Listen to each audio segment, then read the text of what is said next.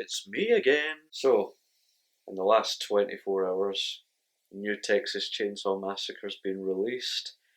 Lots of people have lots of thoughts. I have mine. Now, I know that the last thing the internet needs is the opinion of a pale white Scottish guy, but here I am anyway. Now, I know I don't do videos like these very often anymore, but I do make exceptions whenever a movie comes along that I don't know, I just feel like I want to talk about, and especially with a lot of the negativity that I've heard about this movie. Every now and again, I just feel like I'll make an exceptions and ramble on for a few minutes about something that I enjoyed. I'm not really going to approach this with the mindset of a movie critic. That's not really my thing anymore.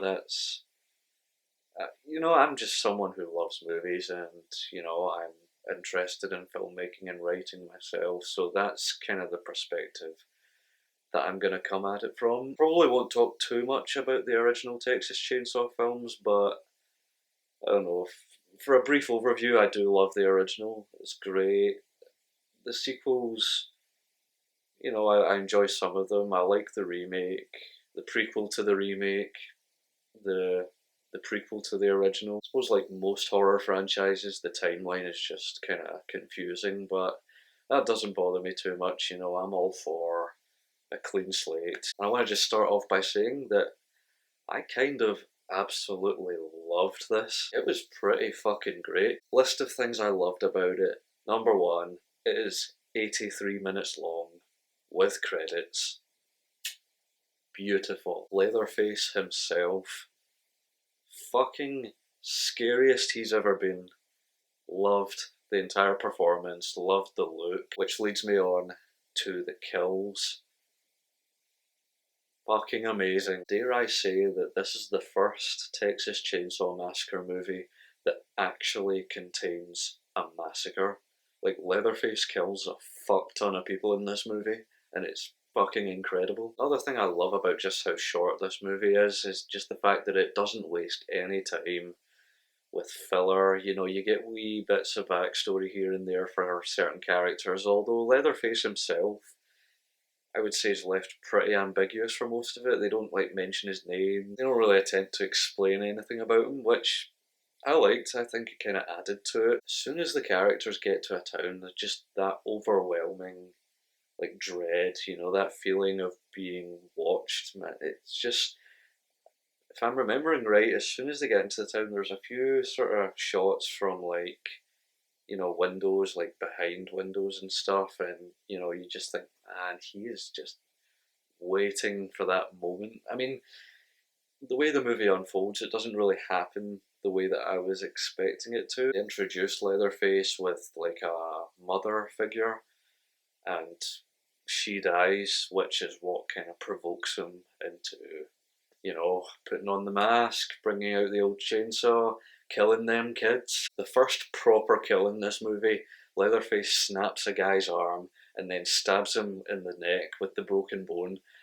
Like, I don't audibly or physically react to kills very often in movies because I watch a lot of horror movies. I love all that gory shit. It usually doesn't affect me at all, but I fucking lost it.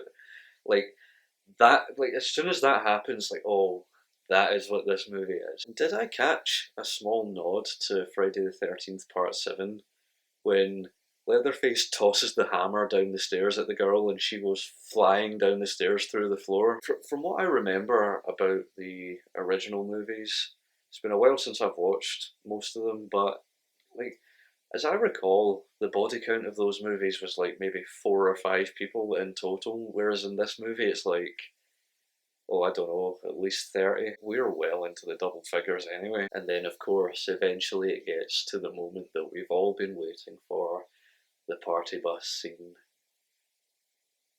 One of the most beautiful fucking things I've ever seen. Fucking magical. I thought it was quite cool that they brought back the protagonist from the original movie, and she has that sort of oh, she's suffered from PTSD, but she's spent her entire life trying to find Leatherface, and like personally, I thought the confrontation was pretty satisfying. I think there's no doubt that the the way it goes down and what happens to the character will probably rub some people the wrong way. If you hated the opening scene of Terminator Dark Fate, you'll probably hate this movie.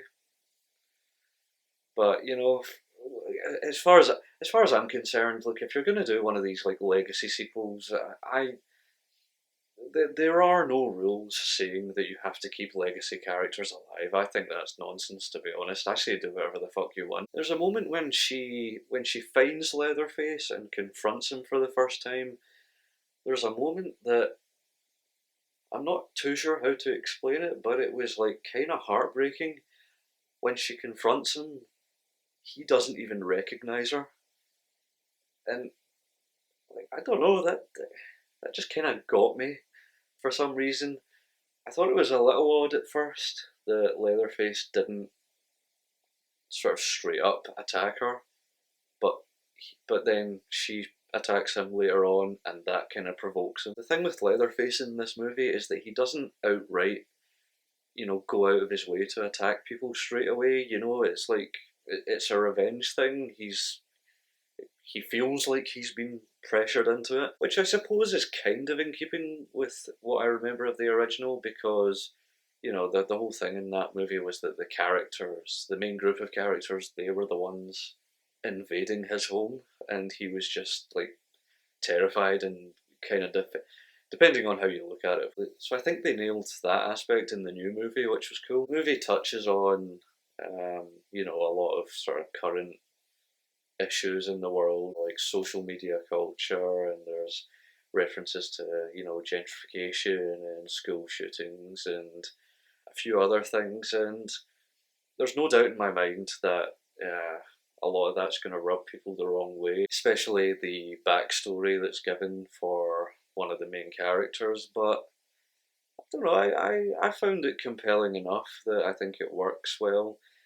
And I think the whole idea with including references to so many different issues around the world was that that's kind of what Leatherface is meant to symbolize. For instance, like with the ambiguity of, say, Michael Myers, he's not really human, it's all like fear of the unknown. And then with Jason Voorhees, it's like social anxiety and fear of neglect, things like that. And with Leatherface, the writers, they seem to have gone for quite a bold kind of scope where Leatherface just represents everything that's wrong with the world. I can see why it might not work for a lot of people, but I think there's enough there for the movie to stick the landing. I think the final result is really satisfying. This is like one of the most enjoyable and intense horror movies that I've seen,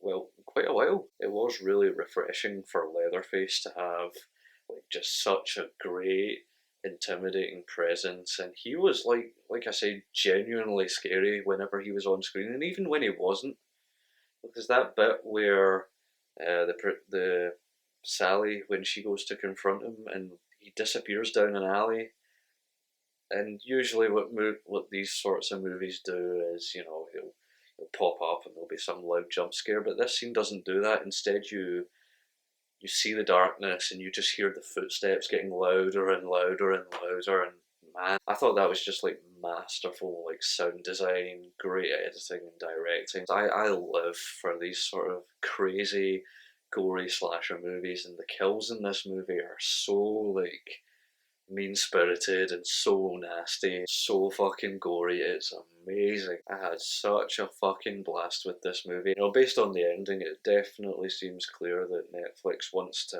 kind of keep it going, and if they do, I am all for it. Anyway, I'll not keep this one going too long. Those are my thoughts on the new Texas Chainsaw Massacre. I think it's fucking great. I can't wait to watch it again. It's on Netflix. As a franchise, I never really thought that Texas Chainsaw Massacre meant all that much to me, but you know what? If the movies are gonna be like this crazy and this violent going forward, man, I am all about it. I still don't think that anything will quite ever top the teaser trailer for Texas Chainsaw Massacre 3. Remember that one where Leatherface is standing by the lake and the chainsaw comes out and he catches it and lightning strikes, and it's like I feel like the makers of that movie really shot themselves in the foot by making a trailer that good, because there is no way any movie could have lived up to that. You know, it was just really refreshing to watch one of these movies and for there to actually be a massacre. After all this time, one of them has finally lived up to the promise of the title. Anyway, that's pretty much my immediate thoughts on the movie. I can't wait to watch it again. Maybe I'll feel a bit differently. Maybe I'll discover something that I missed. In the meantime, I hope you're all staying safe. I hope you're all wearing your masks. I hope you're all getting boosted. I hope you all give the movie a watch and I hope you all enjoy it. I'll see you around.